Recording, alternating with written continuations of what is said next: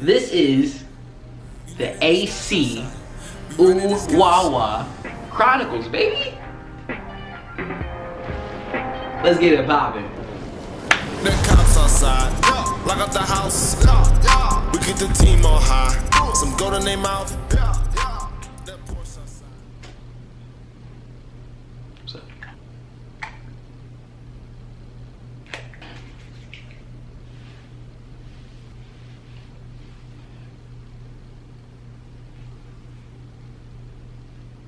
It's not perfect, but in the words of my black brethren, it is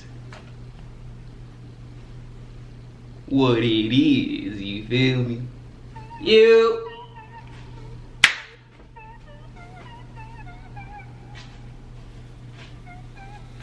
What's going on, everybody? It's your boy Content Big Rob, aka Got Rob, aka Light Skin with the Dreads. You feel me?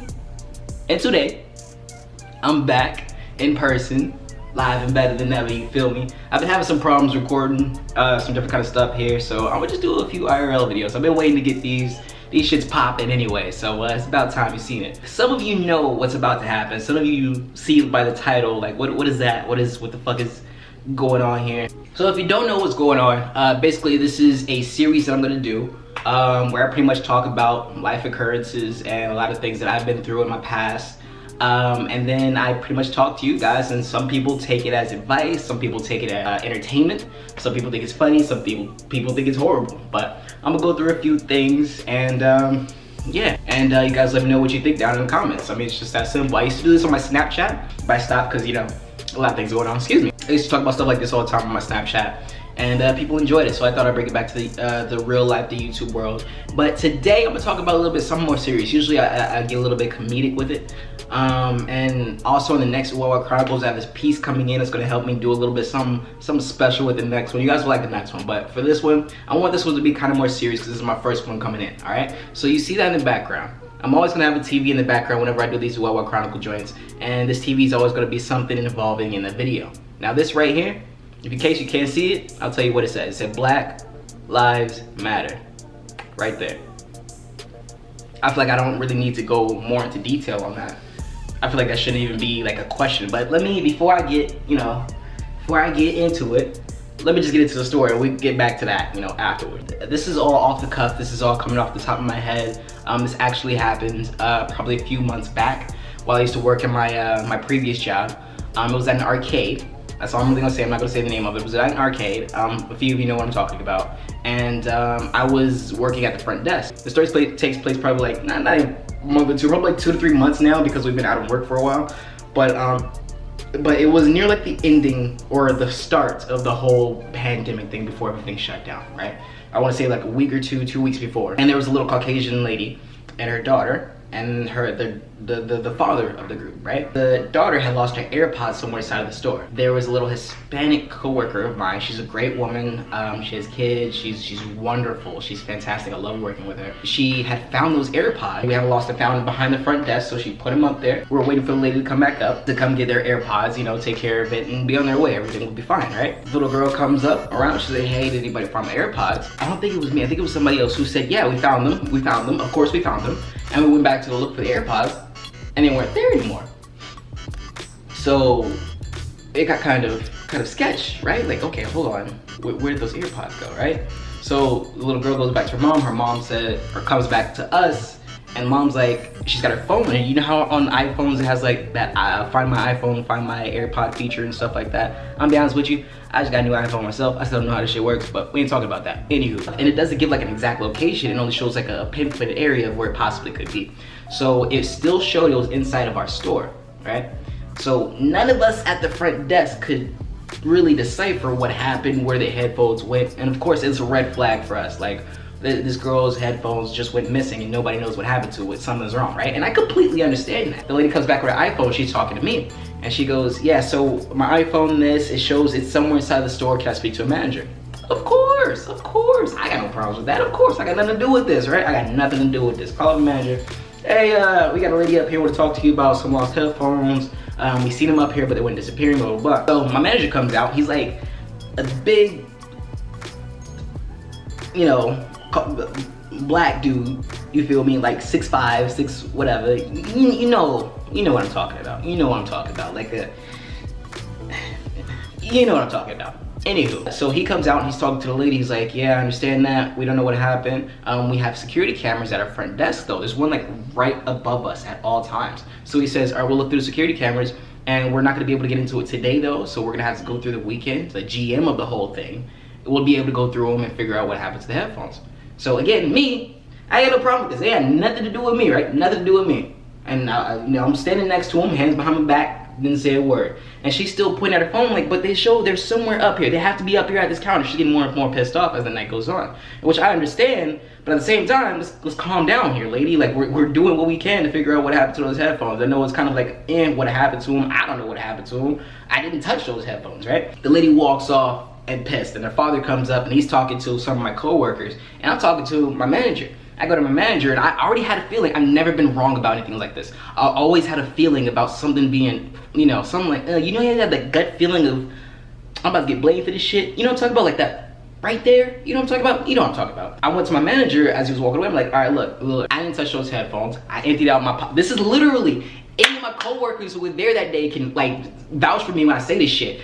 I went in my pockets. I took everything out. I took my keys out. I sat them on the table. I looked at my manager. I looked him dead in his eyes and said, look, I don't want to be blamed for this. I don't have nothing to do with this. It wasn't me. My fingerprints are nowhere on those headphones. If you do find them, you can check the cameras. I just don't want to be blamed. That's all I asked for, right? That's what I told him, okay? And he was like, hey man, just don't even worry about it. We'll look through these cameras, go figure it out, you know? And so he walks off. I'm up there at the counter. And I'm talking to my coworkers like, what happened? Where are those headphones? And who brought them up here? Who did this? I'm trying to figure it out, right? But I'm getting hungry. I haven't taken lunch yet. And so I was like, you know what? I'm gonna go take lunch break. I'll be back in a little bit, so on and so forth, right? So I'm walking towards the food counter. And as I'm on my way, I get stopped by a coworker. And they're like, hey, what happened up there at the front desk? And like a whole commotion. And I'm sitting there like, you know, I don't know. It wasn't me though. Whatever it was, I emptied out my pockets again. You know, I'm like, look, it wasn't me. I just don't want to be a part of it. I wasn't involved. I didn't do nothing about it. And I kept going to my food counter. And then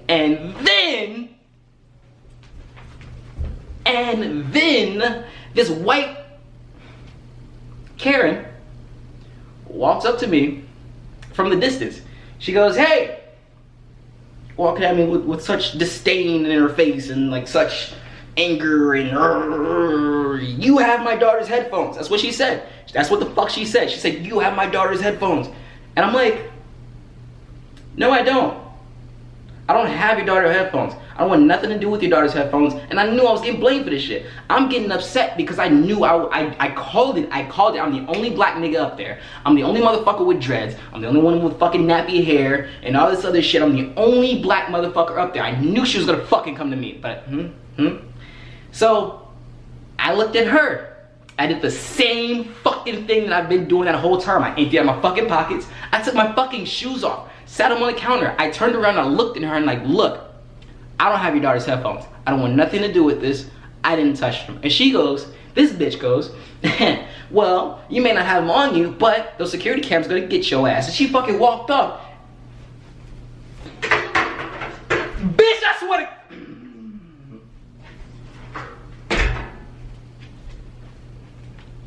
I called it. Ladies and gentlemen, I called it. I knew it. I knew what it was. I knew what it was from the beginning. I knew I was getting blamed for it. I knew fingers were gonna get pointed. I knew it. I knew it. I called it. None of my coworkers got that fucking accused. No, none of my coworkers got that finger pointed in their face. None of my coworkers were hunted down while they were trying to go to fucking lunch. None of my coworkers were pointed out in front of a group of hundreds of people. Made a mockery of. Because I'm fucking black. This shit wasn't years ago. This shit wasn't fucking 1978. This shit wasn't 1999. This shit wasn't 2001. This shit was like 2 months ago, man. Do you know how that shit made me fucking feel? Do you know how badly I wanted to hurt that fucking woman? But I can't. I can't even say shit like that. I can't even think shit like that. Why? Because if I do, or if I'm seen doing it, I'm going to fucking jail. Because of some headphones that I had no fucking part of. Time goes on. The weekend passes, and another day passes. I wasn't working that day. I come in, okay? I'm there with another coworker, and we're cleaning up the desk. It's the end of the night. We're cleaning up the desk. It's the end of the night. We're cleaning up the desk. We're going through shit, and we find the fucking headphones, okay? I'm gonna be honest with you. I'm the one that found the headphones. Did I steal them? No. Did I touch them? No. Even when I found them, I didn't touch them. I didn't want fucking fingerprints on them. So I called my fucking coworker. I called my manager and said, look, I didn't touch this shit. It's right here. You can check the cameras. I didn't do it. What pisses me off even more is why did I have to be the one to find the shits, right? Because now it looks like all the fucking fingers are pointing in my direction. So, in order to plead my case as not guilty, because in the back of my subconscious, I already know people are looking at me fucking sideways for the fact that I'm black. And now this incident occurs, now people are really gonna be looking at me fucking sideways. And since I found the fucking headphones, bro, my luck in general could not have been worse that fucking weekend. It couldn't. So, we get the headphones. My manager takes them. He calls the lady up like, hey, we found the headphones. She brings them back in. And while he was calling her, I'm sitting there racking the fuck out of my brain like, okay, how did those headphones get there? We checked that spot before. It wasn't there in the past 2 days. Blah, blah, blah, blah, blah. And it fucking clicked. It clicked. It clicked. One of my coworkers, I'm not gonna go into details, one of my coworkers must have taken the headphones, remembered we had cameras, panicked, stashed them, and dipped.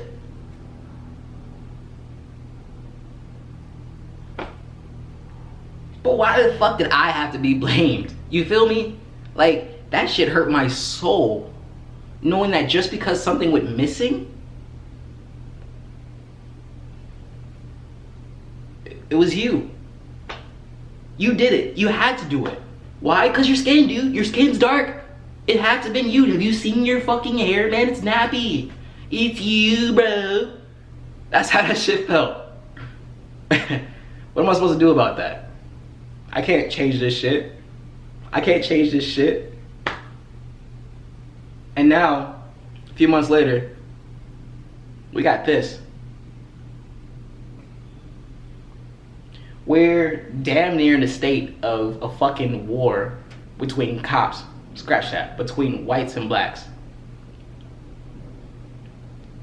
It ain't even the niggas in fucking America that are tripping. No. Toby Jizzle, TBJZL. He's a YouTuber. He's a FIFA YouTuber. He does IRL football videos, soccer videos. Sorry. And he did a live stream a few days ago, and he cried on stream. Dude lives in England. Dude lives all over, way on the other side of the fucking the earth, bro. He's across the sea, and he feels that shit.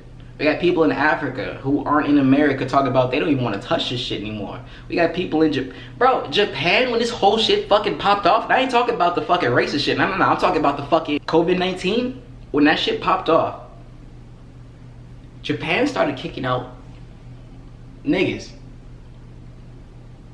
They started kicking out niggas.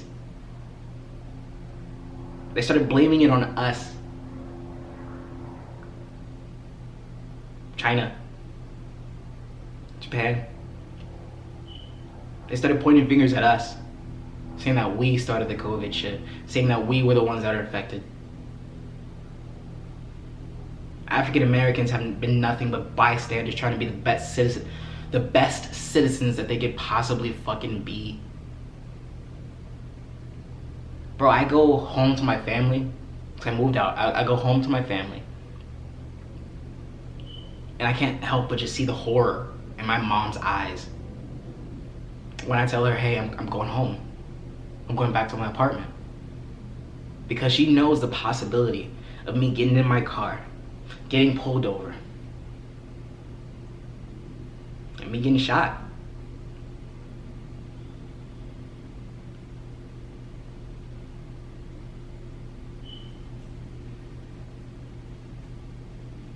I have friends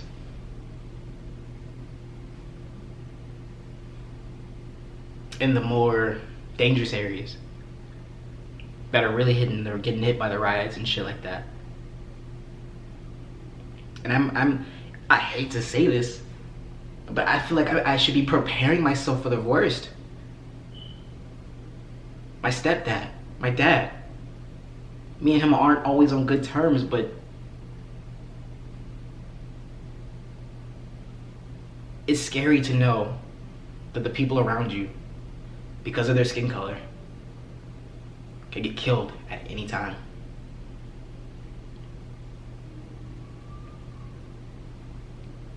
I'm sorry to be so heavy. I'm sorry to be so crude. I'm sorry to be so real. I'm sorry that this first episode had to be so uncharacteristically real. But this is something I couldn't help out. This is something that I had to say. And if you don't like this shit, in the words of Leafy himself, kill yourself. Die. Because my people have been dying for hundreds of years. And if you're upset because we finally want some fucking change and peace, you don't deserve to live. Black people are always treated like inhumane creatures. But those who can't understand the feelings of other humans that them themselves are, they're the ones that are farther from being humans. Those are the ones that are real fucking creatures. Those are the ones that don't deserve to live. And I will say that with confidence.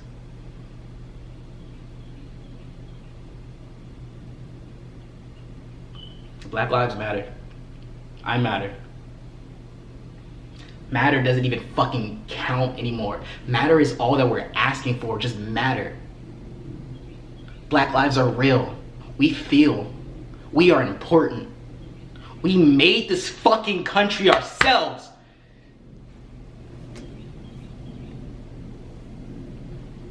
My grandparents are still alive. I thank God for that. I'm not even a Christian. My grandparents are still alive. And they have to see this shit happen twice.